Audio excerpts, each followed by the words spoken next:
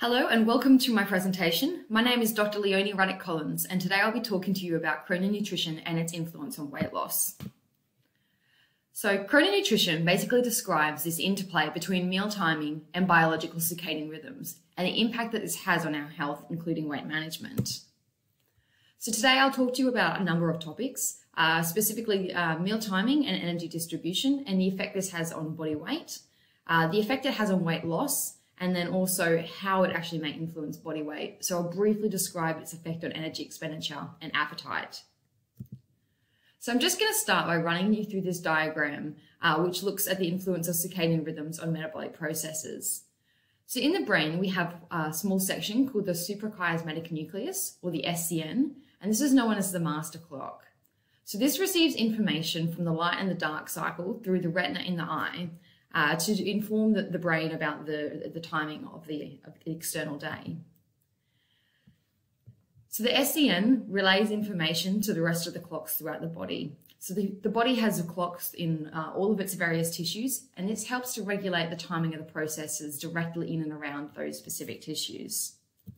So this means there is timed regulation of all of our various metabolic processes, so including things like digestion and different metabolic hormones, nutrient absorption, glucose and lipid uptake and metabolism in the body, things like gastric emptying, timing of appetite hormones. So these all vary across the day according to the time of the day through input from the SCN.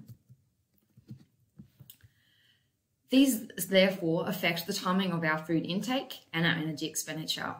So this might influence when we're hungry, how much we want to eat at different times of the day, the particular foods that we may be craving at different times of the day, as well as our energy expenditure. So when we have the inclination to exercise or sleep. In turn, these actually go back and influence our SCN, the master clock. So the timing of our food intake and exercise can actually influence our circadian rhythms. Okay, and this is really important because it's really it's necessary for us to have this alignment between our food intake and exercise and activity and our circadian rhythms to positively influence our energy balance and metabolic health. So just a brief look at the energy distribution across Europe and America. And so I have this graph. This was from 2016. And so it was looking at the distribution of energy intake across the day through different areas of Europe and America. And if you look closely at the bars, you'll see the darkest bar is for breakfast, then lightening up for lunch, then dinner, and then snacks.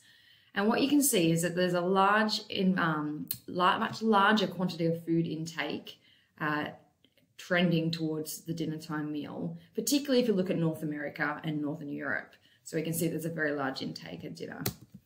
So specifically in the UK, it has been noted that about 16% of calorie intake is at breakfast, 31% at lunch, only about 5% at snacks, and as much as 48% at dinner.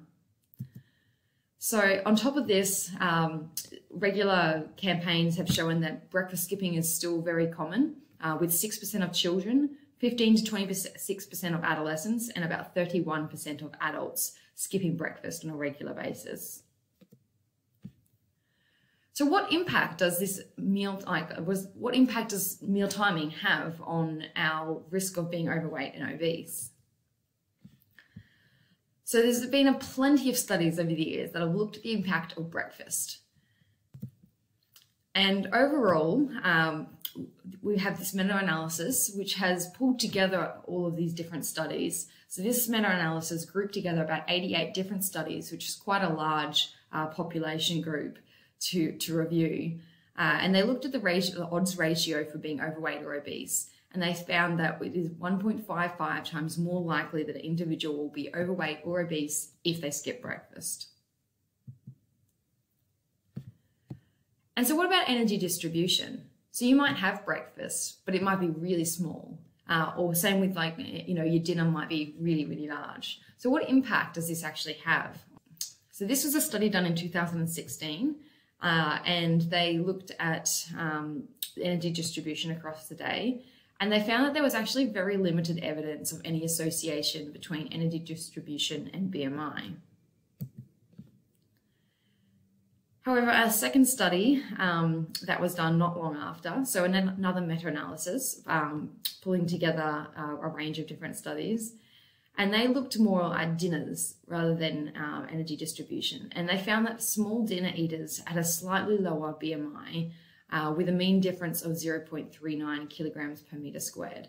So this is the difference between a BMI of, say, 25 and 24.6. So we are talking quite a small difference. However, we can also flip it on its head and look at the impact of late night eating.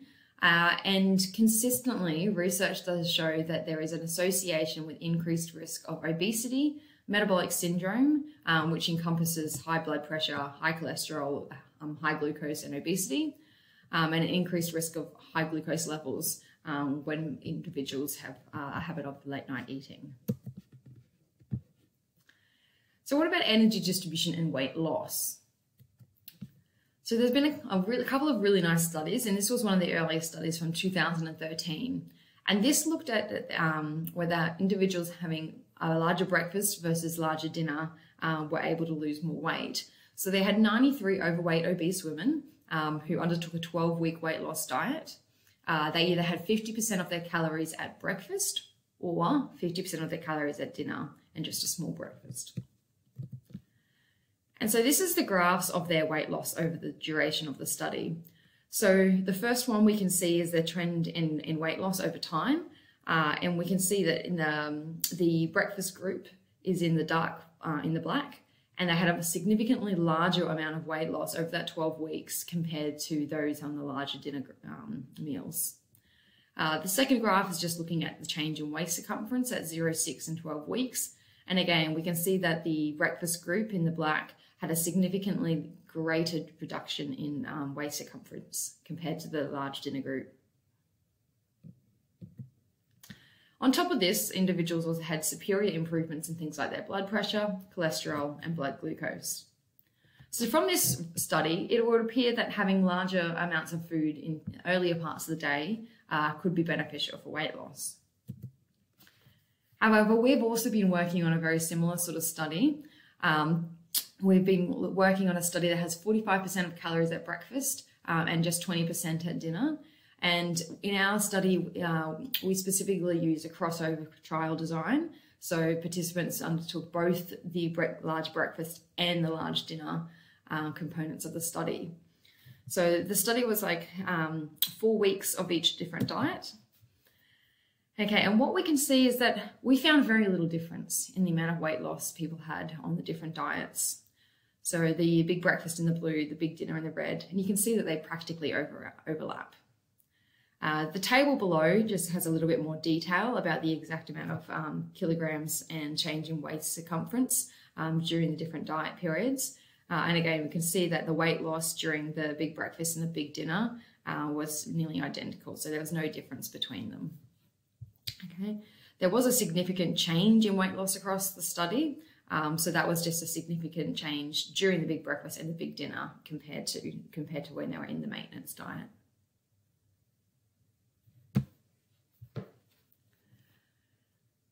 So another meta-analysis has also specifically looked at eating a smaller dinner and its effect on weight loss. So again, this drew together quite a bit of evidence from a number of studies, and they found that there was a difference with small dinner eaters having a slightly greater weight loss of 0.89 kilograms. However, we can see this is not significant, and again, in the scheme of things, quite small. So conclusion so far is that there is a tendency for breakfast skipping to be associated with higher BMI despite similar energy intakes and activity in breakfast versus non-breakfast eaters. Similarly, late night eating, and particularly eating overnight during shift work, has been associated with higher risk of being overweight and having metabolic disease. And there is some evidence to support larger breakfasts and smaller dinners for maintaining a lower BMI and also for weight loss. However, at the moment, this evidence is inconsistent. So we are trying to work towards further studies to help improve the clarity here. So if there is a difference in weight loss between these different dietary approaches with either big breakfasts or big dinners, where is this actually coming from? So I'll just bring you back to the energy balance equation and just quickly look at both sides.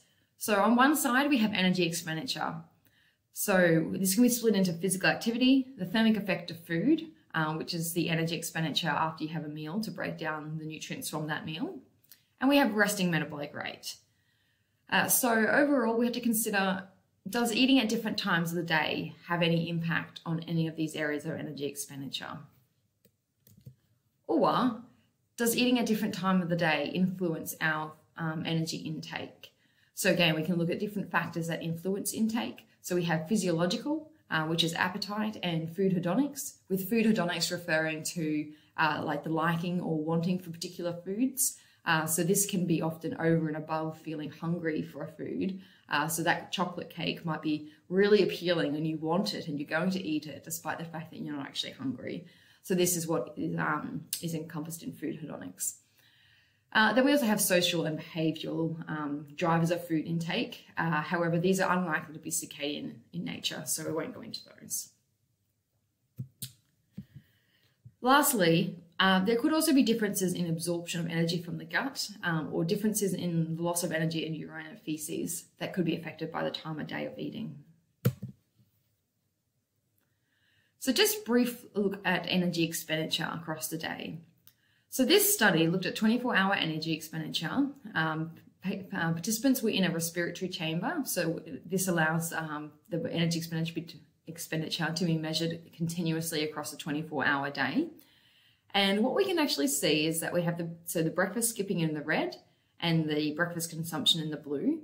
And so the breakfast skipping, there was less of an increase in the morning because there was no meal in the morning. However, this was made up for at the afternoon and the evening and also into sleep, where energy expenditure was slightly higher because of the larger meals at this time of day.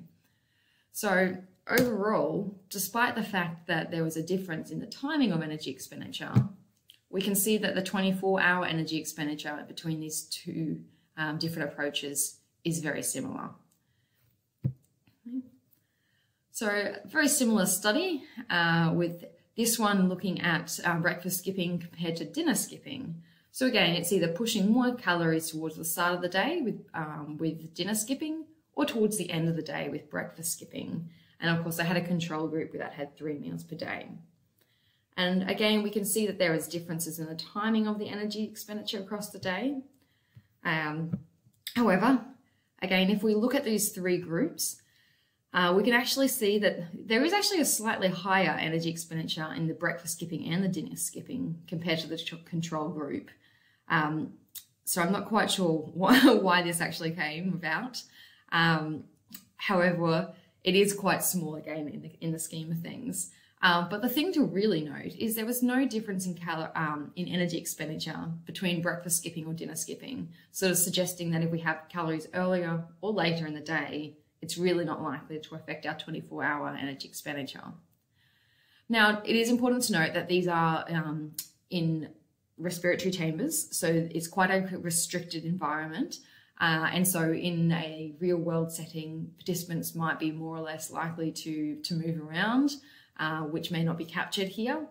And these are quite acute studies. So potentially over the long term, there may be differences in energy expenditure. So just moving on briefly, looking at chrononutrition and appetite. So this is the study that was I originally showed you with the meal timing, with either predominant amount of calories at breakfast versus predominant amount of calories at the dinner meal. And we can see here they've got graphs of hunger and satiety, so how satisfied people are and how full they are across the day. And we can see again in the black that the people that had the big breakfasts were overall less hungry across the entire day. They were also less hungry at all individual meals, so breakfast, lunch, and dinner. And so less hungry at dinner, even though the dinner meal, the large dinner, was obviously a lot larger.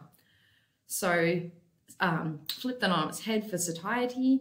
So individuals with the big breakfast were much more satiated, satisfied across the whole day. And then looking at the study that we've been working on, which was the 45% calories at breakfast versus 45% calories at dinner. And we probably saw slightly smaller differences in appetite, but you can still see that there were significant differences in things like hunger, desire to eat, the quantity a person thought they could eat, thirst, and the overall appetite score, with better results for the big breakfast. So when people were on the big breakfast, they were less hungry, had less desire to eat, less thirst, and a lower appetite score.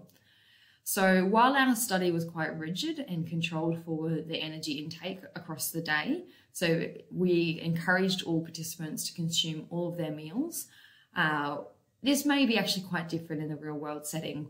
So patients that or participants that are less hungry are less likely to eat more later in the day.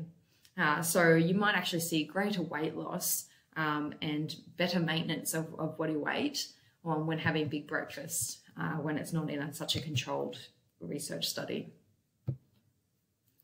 So in summary, circadian rhythms are really important. They help to optimize our ability to digest and store food during the day and promote sleep and recovery at night. So they do that through minimizing appetite and digestive functions during the evening. So therefore, meal timing and distribution of energy intake may also have a role in helping to keep our circadian rhythms in sync and may be important for weight management. We know that breakfast is regularly linked to lower BMI and late eating is linked to a higher BMI. We also think that meal size may matter. So there is some studies that do show that larger meals earlier in the day may help with weight loss. However, other research, including our own recent research, does not necessarily support that larger breakfasts are beneficial for weight loss, and further work is indeed needed. Greater weight loss with morning predominant energy intake can also occur through energy expenditure or changes in energy intake, and hence like from a reduced appetite. However, we don't really understand where it's coming from at the moment. Differences in weight loss may be more notable under free eating situations in which patients may choose not to eat lunch or dinner after a large breakfast meal. So thank you for listening. If you've got any questions, please feel free to email me on the email below.